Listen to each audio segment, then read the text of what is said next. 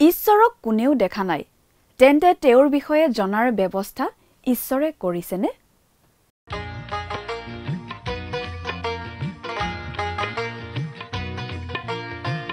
আজিৰে পবিত্ৰ ক্ষণতে উজলি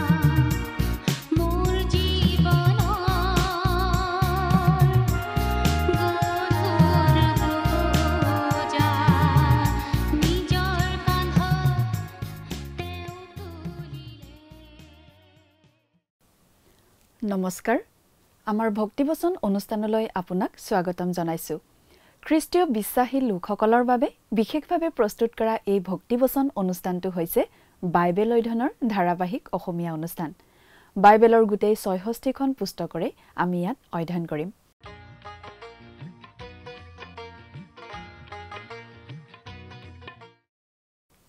প্ৰিয় দৰ্শক, আমি এতিয়া বাইবেলৰ নতুন নিয়ম খণ্ডৰ জোখনৰ প্ৰথম পত্ৰ বা চমুকৈ প্ৰথম জোখন নামৰ পুস্তকখন অধ্যয়ন কৰি আছো। যোৱা অনুষ্ঠানত আমি এই প্ৰথম জোখন পুস্তকৰ ২ নম্বৰ অধ্যায়ৰ ১৮ৰ পৰা ১৯ নম্বৰ পদলৈকে পঢ়ি তাৰ ভিত্তিত আলোচনা আগবঢ়াইছিলো। আজিৰ অনুষ্ঠানত আমি এই প্ৰথম জোখন পুস্তকৰ দ্বিতীয় অধ্যায়ৰ ২০ৰ পৰা ২৪ নম্বৰ পদলৈকে পঢ়ি তাৰ ভিত্তিত আগবঢ়োৱা আলোচনা শুনিবলৈ পাম। জোখনৰ দিনৰ পৰাই বহুতো খ্ৰীষ্টাৰীৰ আবিৰ্ভাৱ হৈছিল, কিন্তু মূল খ্ৰীষ্টাৰীজন ভৱিষ্যতে আহি আছে। প্ৰথম জোখনত খ্ৰীষ্টাৰীৰ বিষয়ে কেইবাটাও উল্লেখ আছে।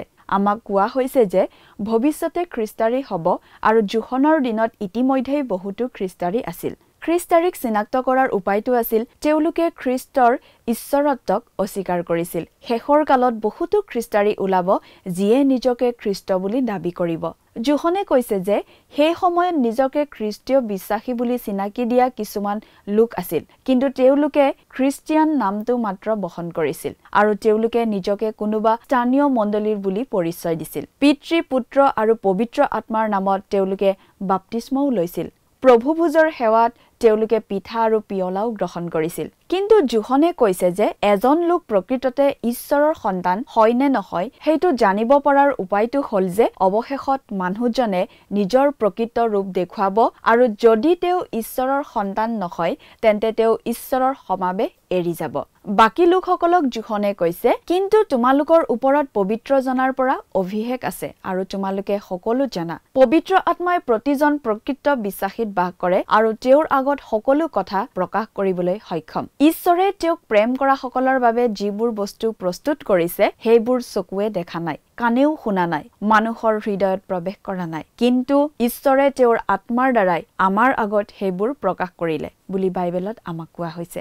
আমাক নিবা পবিত্ৰ আত্মাই আমাক ঈশ্বৰৰ বাক্যত থকা এইবোৰ কথা প্ৰকাশ কৰি দিব পাৰে আৰু প্ৰতিজন ব্যক্তিয়ে নিজৰ পৰিত্ৰাণৰ নিশ্চয়তা পাব পাৰে। ইয়াৰ অৰ্থ এইটো নহয় যে আমাক হঠাতে সকলো কথা জনাই দিয়া হয়। ইয়াৰ অৰ্থ হ'ল যে পবিত্ৰ আত্মাৰ সহায়ত আমি ঈশ্বৰৰ বাক্য অধ্যয়ন কৰিব পাৰো আৰু ঈশ্বৰৰ অনুগ্ৰহত বৃদ্ধি পাই থাকিব পাৰো।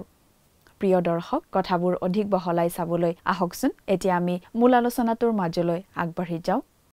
আমাৰ পৰম পবিত্ৰ প্ৰভু যীশুখ্ৰীষ্টৰ নামত নমস্কাৰ। প্ৰিয় শ্ৰোতা, আশা কৰোঁ মহান পিতা পৰমেশ্বৰৰ মহান অনুগ্ৰহত আপুনি ভালে কুশলে আছে।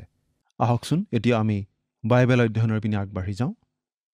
আজিৰ অনুষ্ঠানত আমি প্ৰথম জোখন পুস্তকৰ ২ নম্বৰ অধ্যায়ৰ ২০ নম্বৰ পদৰ পৰা একেবাৰে ২৪ নম্বৰ পদলৈকে পঢ়ি আমাৰ আলোচনা আগবঢ়াবলৈ ওলাইছোঁ। অনুগ্ৰহ কৰি আপোনাৰ বাইবেলখন উলিয়াই লৈ জোখনৰ প্ৰথম পত্ৰৰ ২ নম্বৰ অধ্যায়টো উলিয়াই লওকচোন। এতিয়া বাইবেলৰ পৰা পাঠ কৰি দিব খুজিছোঁ, অনুগ্ৰহ কৰি চাই যাব, আৰু লগত যদি বাইবেল নাই অনুগ্ৰহ কৰি মন দি শুনিব দেই। প্ৰথম জোখন ২ অধ্যায় ২০ পদ। তোমালোকে হ'লে পবিত্ৰ জনাৰ পৰা অভিষেক পালা, তাতে তোমালোকে সকলোকে জানা। তোমালোকে হ'লে পবিত্ৰ জনাৰ পৰা অভিষেক পালা। ইয়াত তোমালোকে মানে প্ৰতিজন খ্ৰীষ্টীয় বিশ্বাসীকে বুজোৱা হৈছে। খ্ৰীষ্টীয় বিশ্বাসীয়ে পবিত্ৰ আত্মাৰ পৰা অভিষেক পায়। পবিত্ৰ আত্মাৰ দ্বাৰা অভিষিক্ত হোৱা কথাটো আমি অনুভৱ কৰোঁ বা নকৰোঁ, কিন্তু প্ৰভু যীশুক ত্ৰাণকৰ্তা বুলি গ্ৰহণ কৰিলে আমি পবিত্ৰ আত্মাৰ যোগেৰে আত্মিকভাৱে নতুন জন্ম পাওঁ, ঈশ্বৰৰ সন্তান হৈ পৰোঁ আৰু পবিত্ৰ আত্মাৰ দ্বাৰা অভিষিক্ত হওঁ। এই কথাটো আমি ২৭ নম্বৰ পদতো এনেদৰে পঢ়িবলৈ পাওঁ, তেওঁৰ পৰা তোমালোকে যি অভিষেক পালা সেয়ে তোমালোকৰ অন্তৰত থকাত কোনোৱে যেন তোমালোকক শিক্ষা দিয়ে তোমালোকৰ এনে প্ৰয়োজন নাই। কিন্তু তেওঁৰ সেই অভিষেকে যেনেকৈ সকলো বিষয়তে তোমালোকক শিক্ষা দিছে, আৰু সেয়ে যেনেকৈ সত্য মিছা নহয়, আৰু সেয়ে যেনেকৈ তোমালোকক শিক্ষা দিলে তেনেকৈ তোমালোক তেওঁতেই থাকা। তোমালোকে হ'লে পবিত্ৰ জনাৰ পৰা অভিষেক পালা, তাতে তোমালোকে সকলোকে জানা। প্ৰত্যেক খ্ৰীষ্টীয় বিশ্বাসীতেই পবিত্ৰ আত্মাই নিবাস কৰে। প্ৰত্যেকজন প্ৰকৃত খ্ৰীষ্টীয় বিশ্বাসীতে পবিত্ৰ আত্মা নিবাস কৰে, আৰু পবিত্ৰ আত্মাই খ্ৰীষ্টীয় বিশ্বাসীজনৰ আগত সকলো কথা প্ৰকাশ কৰি দিব পাৰে। এই বিষয়ে আমি বাইবেলত এনেদৰে পঢ়িবলৈ পাওঁ। কিন্তু সেই গুপ্ত জ্ঞানৰ বিষয়ে এইদৰে লিখা আছে, চকুৱে যি যি নেদেখিলে, কাণে যি যি নুশুনিলে আৰু মানুহৰ হৃদয়তো যি যি নুসুমাল, ঈশ্বৰে তেওঁক প্ৰেম কৰোঁতাবিলাকৰ নিমিত্তে যি সকলো যুগুত কৰিলে। কিন্তু ঈশ্বৰে আত্মাৰ দ্বাৰাই তাক আমাৰ আগত প্ৰকাশ কৰিলে, কাৰণ আত্মাই সকলোকে এনেকি ঈশ্বৰৰ গভীৰ কথাকো অনুসন্ধান কৰে। 1 কৰিন্থিয়া 2 অধ্যায় 9 আৰু 10 পদ। আমাত নিবাস কৰা পবিত্ৰ আত্মাই ঈশ্বৰৰ বাক্যত লিখা থকা সকলোবোৰ কথা আমাক দেখুৱাই দিব পাৰে, আমাক সকলো কথা বুজাই দিব পাৰে। আমি প্ৰভু যীশুত বিশ্বাস স্থাপন কৰি পবিত্ৰ আত্মাৰ অভিষেক লাভ কৰোঁ আৰু আমি যে পৰিত্ৰাণ পালোঁ তাৰ নিশ্চয়তা লাভ কৰিব পাৰোঁ। প্ৰতিজন খ্ৰীষ্টীয় বিশ্বাসীয়েই পৰিত্ৰাণ লাভ কৰা কথাটোৰ নিশ্চয়তা লাভ কৰিব পাৰে। প্ৰিয় শ্ৰোতা, আপুনি ঈশ্বৰৰ হকে জীয়াই থাকিব বিচাৰেনে? আপুনি ঈশ্বৰৰ সৈতে সহভাগিতা ৰাখি জীয়াই থাকিব বিচাৰেনে? তেন্তে তেওঁৰ ওচৰলৈ আহক, পোহৰ বিচাৰক, তেওঁৰ নিৰ্দেশনা বিচাৰক আৰু তেওঁৰ পৰা নিশ্চয়তা বিচাৰক। পবিত্ৰ আত্মাৰ যোগেদি তেওঁ সেই সকলোখিনি আমাক দিব পাৰে। তোমালোকে সকলোকে জানা। ঈশ্বৰৰ সন্তান হিচাপে আমি যিমানবোৰ কথা জনা উচিত, সেই সকলোখিনি কথা আমি জানিব পাৰোঁ, জনাটো সম্ভৱ। তাৰ মানে অৱশ্যে এইটো নহয় যে আমি খ্ৰীষ্টক ত্ৰাণকৰ্তা বুলি গ্ৰহণ কৰাৰ লগে লগে আত্মিক বিষয়ৰ PhD ডিগ্ৰী লাভ কৰাৰ নিচিনা হয়। কিন্তু আমি ঈশ্বৰৰ সন্তান হোৱাৰ পাছত পবিত্ৰ আত্মাৰ শক্তিৰে ঈশ্বৰৰ বাক্য অধ্যয়ন কৰিব পৰা হওঁ, বুজিব পৰা হওঁ আৰু ঈশ্বৰে আমাৰ জীৱনলৈ পঠিওৱা অভিজ্ঞতাবোৰৰ যোগেদি আমি এই সকলো বিষয়ত দিনে দিনে অধিক জ্ঞান অৰ্জন কৰিব পৰা হওঁ, এই সকলো বিষয়ত বৃদ্ধি পাব পৰা হওঁ। এই কথাটো সকলোৰে ক্ষেত্ৰত সম্ভৱ। প্ৰতিজন খ্ৰীষ্টীয় বিশ্বাসীৰ ক্ষেত্ৰত এইটো সম্ভৱ। আমি বহুতো সাধাৰণ লোক লগ পাওঁ যিসকল বেছি শিক্ষিত নহয়, কিন্তু ঈশ্বৰৰ বাক্যৰ ক্ষেত্ৰত বহুতো কথা জানে আৰু আনৰ আগত বুজাই ক'বও পাৰে। আমাৰ মাজত প্ৰায়েই এনে ভুল ধাৰণা থাকে যে কেৱল ছেমিনাৰীত পঢ়া মানুহেহে বাইবেলৰ কথা ভালদৰে বুজাই দিব পাৰে। আমি প্ৰায়েই ভাবোঁ যে কেৱল ঈশ্বৰৰ পৰিচৰ্যাত থকা লোকেহে বাইবেলৰ কথা ভালদৰে বুজাব পাৰে, কিন্তু কথাটো তেনেকুৱা নহয়। এজন বিখ্যাত বাইবেল শিক্ষকে তেওঁৰ এটা অভিজ্ঞতাৰ কথা এনেদৰে বৰ্ণাইছিল। মই তেতিয়া ছেমিনাৰীৰ প্ৰথম বাৰ্ষিকৰ ছাত্ৰ আছিলোঁ। এবাৰ মোক এখন সৰু গাঁৱলীয়া ঠাইলৈ নিমন্ত্ৰণ কৰা হৈছিল ঈশ্বৰৰ বাক্য ক'বলৈ। তাৰ মানুহবোৰ সাধাৰণ শ্ৰেণীৰ মানুহ আছিল, বেছি শিক্ষা দীক্ষা নাছিল। মোৰ লগত ছেমিনাৰীত একেলগে পঢ়া বন্ধু এজনো গৈছিল। সেইদিনা আমি দুপৰীয়াৰ আহাৰ কৰিব লগা হৈছিল এগৰাকী বৃদ্ধাৰ ঘৰত। সেই বৃদ্ধাগৰাকীক সকলোৱে আইতা বুলি মাতিছিল। সেই বৃদ্ধাগৰাকী যথেষ্ট সাহসী আৰু কৰ্মঠ মহিলা আছিল, কিন্তু তেওঁ লিখিব পঢ়িব নাজানিছিল। তেওঁ গীৰ্জাত যোগ দিবলৈ আহিব পৰা নাছিল। সেইকাৰণে মোক মানুহবোৰে অনুৰোধ কৰিলে, আপুনি আইতাৰ কাৰণে বাইবেলৰ পৰা কিবা অলপ পাঠ কৰি শুনাবনে? মই ছেমিনাৰীৰ ছাত্ৰ আছিলোঁ, গতিকে মই নিজকে যথেষ্ট পণ্ডিত বুলি ভাবিছিলোঁ। সেই মহিলাগৰাকীৰ তুলনাত মই নিজকে বহুত কথা জনা বুলি ভাবিছিলোঁ। সেই মহিলাগৰাকীয়েতো লিখা পঢ়াই নাজানিছিল, গতিকে তেওঁক অলপ সহায় কৰাটো মোৰ কৰ্তব্য বুলি ভাবিলোঁ। মই ভাবিলোঁ তেওঁ বেছি টান কথা বুজি নাপাব, গতিকে এটা সহজ অধ্যায় পঢ়ি দিয়াই ভাল হ'ব। মই জোহনে লিখা শুভবাৰ্তাৰ 14 নম্বৰ অধ্যায়টো বাছি ল'লোঁ আৰু পঢ়িবলৈ ধৰিলোঁ। পঢ়ি যাওঁতে মই মাজে মাজে আইতাক অলপ বুজাই দিবও ধৰিলোঁ। যিহেতু তেওঁ লিখা পঢ়া নাজানে, তেওঁক সহায় কৰাটো উচিত বুলি ভাবিলোঁ। মই দুই এটা মন্তব্য কৰি গ'লোঁ আৰু তেওঁ অলপ বিৰক্তিৰ ভাৱেৰে শুনি যোৱা যেন লাগিল। কিছু সময় পাছত আইতাই মাত দি ক'লে, বোপা, তুমি বাৰু শাস্ত্ৰৰ এই কথাখিনিৰ মাজত এই বিশেষ কথাটো মন কৰিছানে? সেইবুলি তেওঁ সেই শাস্ত্ৰাংশৰ পৰা এনেকুৱা কিছুমান কথা ক'বলৈ ধৰিলে, যিবোৰ কথা মই আগতে কেতিয়াও শুনাই নাছিলোঁ, ভবাও নাছিলোঁ। মই ছেমিনাৰীত কোনো শিক্ষকে তেনেধৰণৰ ব্যাখ্যা দিয়াও আগতে শুনা নাছিলোঁ। মুঠতে মই মহিলাগৰাকীক কোৱাৰ সলনি মহিলাগৰাকীয়ে কোৱা কথাখিনিহে মই মন দি শুনিবলৈ ধৰিলোঁ। মোৰ লগত থকা বন্ধুজনে মন দি শুনি গ'ল। ঘূৰি আহোঁতে তেওঁ মোক ক'লে অলপ ঠাট্টাৰ সুৰেৰে, আজি কিন্তু আইতাক তুমি ভাল বুজালা দেই। মই উত্তৰ দি ক'লোঁ, আইতাই বাৰু জোহন 14 নম্বৰ অধ্যায়ৰ বিষয়ে এই কথাবোৰ ক'ৰ পৰা শিকিলে বুলি ভাবা? বন্ধুজনে উত্তৰ দিলে, হয়তো পবিত্ৰ আত্মাই তেওঁৰ শিক্ষক। এই কথাটো তোমাৰ মনত খেলাইছিলনে? আমি হয়তো ভুল শিক্ষকৰ পৰা শিক্ষা লৈ আছোঁ। আচল শিক্ষকজনৰ কথা পাহৰিয়ে গৈছোঁ। প্ৰিয় শ্ৰোতা, আমি পবিত্ৰ আত্মাক আমাৰ শিক্ষক হ'বলৈ দিয়া উচিত। তোমালোকে হ'লে পবিত্ৰ জনাৰ পৰা অভিষেক পালা। তাতে তোমালোকে সকলোকে জানা। এইটো প্ৰতিজন খ্ৰীষ্টীয় বিশ্বাসীৰ বাবেই সম্ভৱ। কিন্তু শিক্ষা গ্ৰহণ কৰাৰ দায়িত্বটো আমাৰ। আমি পবিত্ৰ আত্মাক আমাৰ শিক্ষক হ'বলৈ সুবিধাখিনি দিলেহে তেওঁ আমাক শিকাব পাৰে। এতিয়া 21 নম্বৰ পদটো পঢ়ি দিছোঁ। এনেদৰে লিখা আছে, তোমালোকে সত্যকে নাজানা বুলি যে মই তোমালোকলৈ লিখিলোঁ এনে নহয়, কিন্তু তোমালোকে তাক জনাৰ কাৰণে আৰু কোনো মিছা যে সত্যৰ পৰা উৎপন্ন নহয় তাৰ কাৰণেহে লিখিলোঁ। তোমালোকে সত্যকে নাজানা বুলি যে মই তোমালোকলৈ লিখিলোঁ এনে নহয়। তেওঁলোকে খ্ৰীষ্টৰ শুভবাৰ্তা ইতিমধ্যেই শুনিছিল আৰু শুনি বিশ্বাস কৰিছিল। তেওঁলোকে ইতিমধ্যেই সত্যক জানিছিল। জোহনে আচলতে তেওঁলোকলৈ কোনো নতুন কথা লিখা নাছিল। তেনেহ'লে জোহনে এই কথাবোৰ তেওঁলোকলৈ কিয় লিখিছিল? আমি ভাবোঁ তেওঁ দুটা কাৰণত বা দুটা উদ্দেশ্যেৰে এই কথাবোৰ লিখিছিল। তেওঁলোকক উৎসাহ আৰু উদগনি দিবলৈ, আৰু দ্বিতীয়তে তেওঁলোকক সাৱধান বা সচেতন কৰি দিবলৈ। কাৰণ তেওঁলোকৰ মাজত ইতিমধ্যেই বহুতো ভুৱা শিক্ষক ওলাইছিল। কিন্তু তোমালোকে তাক জনাৰ কাৰণে আৰু কোনো মিছা যে সত্যৰ পৰা উৎপন্ন নহয় তাৰ কাৰণেহে লিখিলোঁ। জোহনে এই বুলি কৈছে যে তেওঁলোকে ইতিমধ্যে সত্যক জানিলে, কিন্তু এতিয়া অসত্যৰ প্ৰৱেশ ঘটিব ধৰিছে। গ্নষ্টিচিজিম নামৰ এটা নতুন মতবাদে খ্ৰীষ্টীয় বিশ্বাসীসকলৰ মাজত সোমাই পৰি বিশ্বাসীসকলৰ মনত খেলিমেলি লগাব ধৰিছিল। খ্ৰীষ্টাৰীৰো আৱিৰ্ভাৱ হৈছিল।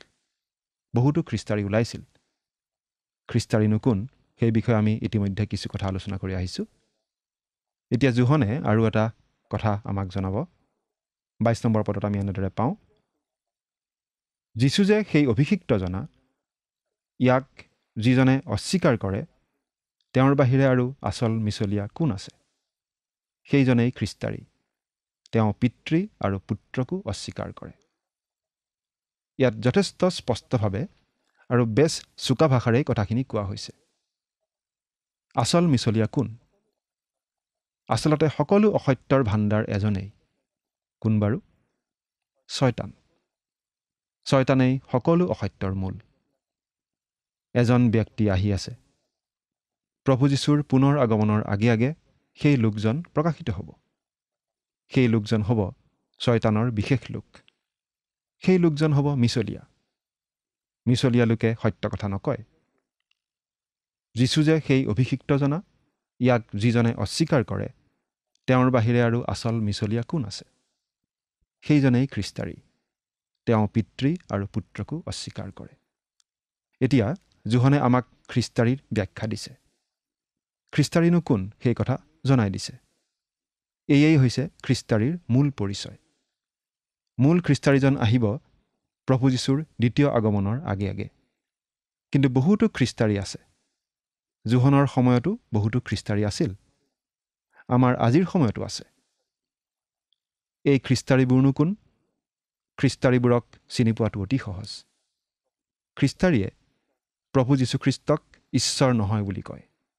মানুহ ৰূপত অহা যীশুখ্ৰীষ্টই যে ঈশপুত্ৰ যীশুখ্ৰীষ্ট, সেই কথাটো তেওঁলোকে মানি নলয়।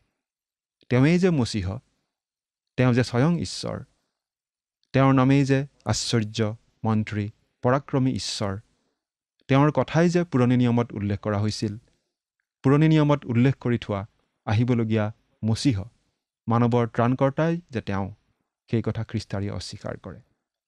এই কথাখিনি অস্বীকাৰ কৰা লোকেই খ্ৰীষ্টাৰী। আজি আমাৰ এই জগতখনত বহুতো ক্ষেত্ৰতেই আমি খ্ৰীষ্টক অস্বীকাৰ কৰা দেখোঁ। বহুতে খ্ৰীষ্টক অস্বীকাৰ কৰে, বহুতে আকৌ খ্ৰীষ্টৰ নিচিনা নিজকে দেখুৱাব খোজে, নিজকে খ্ৰীষ্টৰ স্থানত স্থাপিত কৰিব খোজে। এওঁলোক খ্ৰীষ্টৰ বিৰোধী। জোহনৰ দিনতো এনেকুৱা ঘটিছিল। বহুতো লোকে খ্ৰীষ্টক ঈশ্বৰ বুলি মানি ল'ব নোখোজিছিল, কিন্তু তেওঁক কেৱল যোচেফ আৰু মৰিয়মৰ সন্তান বুলিহে আৰু আন সাধাৰণ মানুহৰ নিচিনাকৈ জন্ম লোৱা ব্যক্তি বুলিয়েই ক'ব খুজিছিল।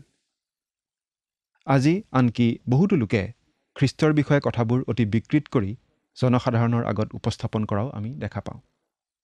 ওপৰে ওপৰে চালে বহুতো ক্ষেত্ৰত খ্ৰীষ্টৰ কথা কোৱা যেনেই লাগে, কিন্তু বাইবেলত আমি যেনেদৰে পাওঁ তেনেকুৱা নহয়। কিন্তু বিকৃত ৰূপৰ খ্ৰীষ্টহে বা খ্ৰীষ্টৰ বিষয়ে ভুৱা কথাহে বহুতে দাঙি ধৰে। বহুতো লোকে নিজকে ডাঙৰ দাৰ্শনিক পণ্ডিত বুলি জাহিৰ কৰিব খোজে আৰু বহুতো ডাঙৰ ডাঙৰ মন্তব্যও কৰে, খ্ৰীষ্টীয় বিশ্বাস সম্বন্ধেও মন্তব্য কৰে। কিন্তু প্ৰায়বোৰ ক্ষেত্ৰতে আমি দেখিবলৈ পাওঁ যে খ্ৰীষ্টৰ ঈশ্বৰত্বক অস্বীকাৰ কৰি কথা কোৱা হয়, পিতৃ আৰু পুত্ৰক অস্বীকাৰ কৰা হয়, আৰু এয়েই খ্ৰীষ্টাৰীৰ চিন বুলি আমাক ইয়াত স্পষ্টকৈ জনাই দিয়া হৈছে। মুঠতে জোহনৰ দিনতো খ্ৰীষ্টাৰী আছিল, আজিও বহুতো খ্ৰীষ্টাৰী আছে। পিতৃ আৰু পুত্ৰক অস্বীকাৰ কৰাজনেই খ্ৰীষ্টাৰী বুলি জোহনে আমাক জনাই দিছে। এতিয়া 23 নম্বৰ পদত জোহনে আমাক এই কথাটোও দেখুৱাই দিব যে পুত্ৰ অৰ্থাৎ যীশুখ্ৰীষ্টক অস্বীকাৰ কৰা মানে পিতৃ ঈশ্বৰক অস্বীকাৰ কৰা হয়। প্ৰিয় শ্ৰোতা, প্ৰভু যীশুৰ ঈশ্বৰত্বৰ বিষয়টো খ্ৰীষ্টীয় বিশ্বাসৰ মূল কথা, আমাৰ পৰিত্ৰাণৰ মূল ভেটি। যদিহে তেওঁ ঈশ্বৰ নহয়, তেন্তে 2000 বছৰ আগতে ক্ৰুচত প্ৰাণ দিয়া সেই ব্যক্তিজন আমাৰ পৰিত্ৰাতা হ'ব নোৱাৰে, নিজৰো পৰিত্ৰাতা হ'ব নোৱাৰে। আমি কোনো মানুহে আন মানুহক পৰিত্ৰাণ দিব নোৱাৰোঁ। সেইবাবেই ঈশ্বৰ মানুহ হ'ব লগা হৈছিল যীশুখ্ৰীষ্টৰ ৰূপত, যাতে আমি পৰিত্ৰাণ লাভ কৰিব পাৰোঁ। আৰু সেইবাবে জোহনে কৈছে, 23 নম্বৰ পদটো পঢ়ি দিছোঁ, যিজনে পুত্ৰক অস্বীকাৰ কৰে তেওঁ পিতৃকো পোৱা নাই, কিন্তু যিজনে পুত্ৰক স্বীকাৰ কৰে তেওঁ পিতৃকো পালে। যদি আমি ঈশ্বৰক বিশ্বাস কৰোঁ বুলি কওঁ, কিন্তু খ্ৰীষ্টক অস্বীকাৰ কৰোঁ বা খ্ৰীষ্টক ঈশ্বৰ বুলি মানি নলওঁ, তেনেহ'লে আমি আচলতে ঈশ্বৰত বিশ্বাস নকৰোঁ, বাইবেলৰ ঈশ্বৰক আমি বিশ্বাস নকৰোঁ। কাৰণ বাইবেলত যি জনা ঈশ্বৰৰ কথা আমি পাওঁ, তেওঁ আমাৰ পাপৰ কাৰণে মৃত্যুবৰণ কৰিবলৈ নিজৰ একেজাত পুত্ৰকে জগতলৈ পঠালে।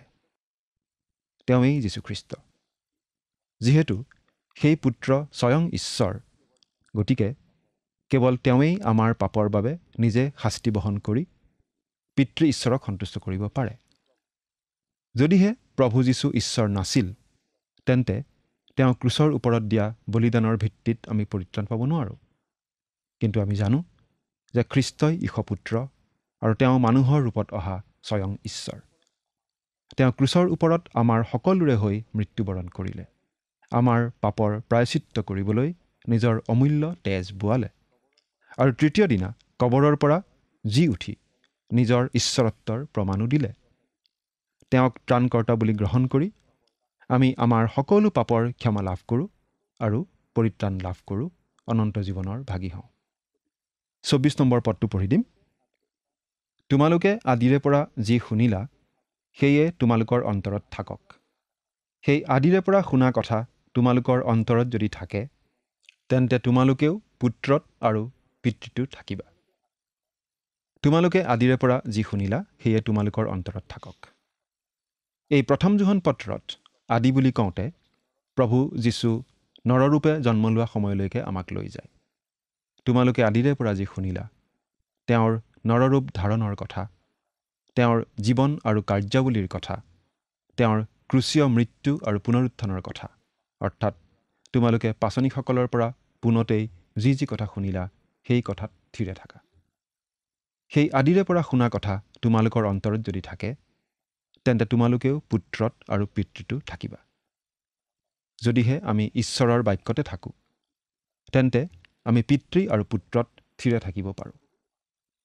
আমি বহুতো মানুহৰ জীৱনত এই কথাটো দেখিবলৈ পাওঁ। ঈশ্বৰৰ বাক্যত থিতাপি লৈ পিতৃ পুত্ৰত থিৰে থাকি আদৰ্শ খ্ৰীষ্টীয় জীৱন যাপন কৰি অনেকৰ বাবে আশীৰ্বাদ কঢ়িয়াই অনা বহুতো লোক আমি দেখি আহিছোঁ। আজিৰ পৰা 2000 বছৰ আগতে এই জগতলৈ অহা সেই মহান প্ৰভু যীশুতেই জীৱন্ত বিশ্বাস থকাটো আমাৰ বাবে অতি প্ৰয়োজনীয় কথা। তেওঁৰ বিষয়ে লিখা আছে, সেই বাক্য মাংস হ'ল আৰু অনুগ্ৰহ আৰু সত্যতাৰে পৰিপূৰ্ণ হৈ আমাৰ মাজত বসতি কৰিলে।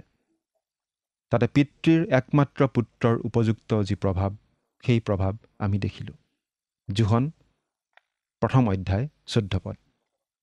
কোনেও ঈশ্বৰক কেতিয়াও দেখা নাই, পিতৃৰ কোলাত থকা একমাত্ৰ পুত্ৰই তেওঁক প্ৰকাশ কৰিলে। যোহন 1 অধ্যায় 18 পদ। সেই প্ৰভু যীশুৱেই আমাৰ আগত পিতৃ ঈশ্বৰক প্ৰকাশ কৰিলে। তেওঁৰ যোগেদিয়েই আমি ঈশ্বৰক জানিব পৰা হ'লোঁ, বুজিব পৰা হ'লোঁ, কাৰণ তেওঁ মানৱৰ ৰূপত অহা ঈশ্বৰ, আৰু ঈশ্বৰক জানিবলৈ সেইটোৱেই একমাত্ৰ উপায়। সেয়েই আজি আমি ঈশ্বৰক জানিব পাৰোঁ, ঈশ্বৰৰ সৈতে সহভাগিতা ৰাখিব পাৰোঁ প্ৰভু যীশুৰ যোগেদি। প্ৰিয় শ্ৰোতা, আপুনি বাৰু প্ৰভু যীশুক কি হিচাপে গ্ৰহণ কৰিছে? তেওঁ এই যে মানৱ ৰূপত অহা ঈশ্বৰ, সেই কথা মানি লৈ তেওঁকেই ত্ৰাণকৰ্তা আৰু প্ৰভু বুলি গ্ৰহণ কৰিছেনে? চিন্তা কৰি চাওকচোন। ঈশ্বৰে আপোনাক আশীৰ্বাদ কৰক। আমেন।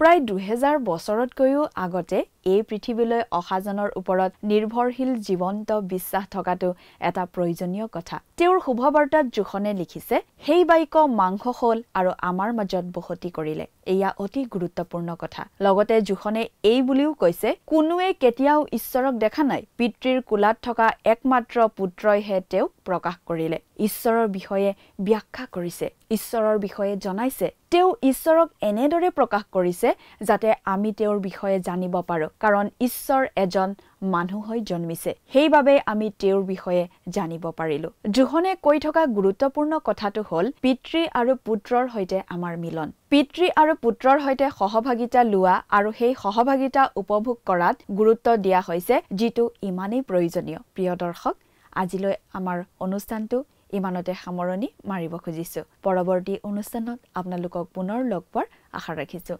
সামৰণি মৰাৰ আগতে আহকচোন আমি খন্তেক প্ৰাৰ্থনাত মূৰ দুৱাওঁ। স্বৰ্গত থকা অতি মৰমীয়াল দয়ালু পিতৃ ঈশ্বৰ, প্ৰভু তোমাক ধন্যবাদ দিছোঁ সুন্দৰ সময় প্ৰভু তুমি দান কৰাৰ বাবে। দয়ালু মৰমীয়াল পিতৃ ঈশ্বৰ, এই সময়তে প্ৰাৰ্থনা কৰিছোঁ তোমাৰ চৰণত প্ৰতিজন দৰ্শকসকলৰ বাবে। তুমি তেওঁলোকক আশীৰ্বাদ কৰিবা। তোমাৰ যি পবিত্ৰ বাক্য অধ্যয়ন কৰা হ'ল, এই বাক্য প্ৰভু তেওঁলোকে যাতে মনত ৰাখি প্ৰভু যি শিকিছে সেই সকলোবিলাক যাতে তেওঁলোকৰ নিজৰ জীৱনত ব্যৱহাৰ কৰিব পাৰিব, তেনে আশীৰ্বাদ দান কৰিবা। আৰু যদি কোনো প্ৰভু কিবা সমস্যাত ভুগি আছে, সেই সকলো সমস্যাবোৰৰ পৰা তেওঁলোকক প্ৰভু তুমি মুক্ত কৰিবা। এই সকলো যাচনা মহান ত্ৰাণকৰ্তা প্ৰভু যীশুখ্ৰীষ্টৰ নামত অৰ্পণ কৰিছোঁ। আমেন। প্ৰিয় দৰ্শক, যোৱা অনুষ্ঠানৰ প্ৰশ্নটোৰ শুদ্ধ উত্তৰটো হৈছে অপশ্যন এ, ঈশ্বৰ প্ৰেম। আজিৰ অনুষ্ঠানৰ ওপৰত আধাৰিত প্ৰশ্নটো হৈছে মানুহৰ ৰূপত অহা স্বয়ং ঈশ্বৰ কোন? অপশ্যন এ হনুক, অপশ্যন বি মুচি, অপশ্যন চি এলিয়া, অপশ্যন ডি ঈশপুত্ৰ। প্ৰিয় দৰ্শক, আজিৰ প্ৰশ্নৰ সঠিক উত্তৰটো আজি সন্ধিয়া 6 বজাৰ আগেয়ে আপোনাৰ নাম আৰু সম্পূৰ্ণ ঠিকনাৰে সৈতে আমালৈ 7429840242 নম্বৰত SMS নাইবা হোৱাটছআপ যোগে প্ৰেৰণ কৰক। প্ৰিয় দৰ্শক, যদি আপোনাৰ এই অনুষ্ঠানটি শুনি ভাল লাগিছে, তেনেহ'লে এই নম্বৰত এটি মিছ কল দিয়ক। ইয়াৰ যোগেদি আপুনি পৰৱৰ্তী অনুষ্ঠানত বিজয়ী হ'ব পাৰে।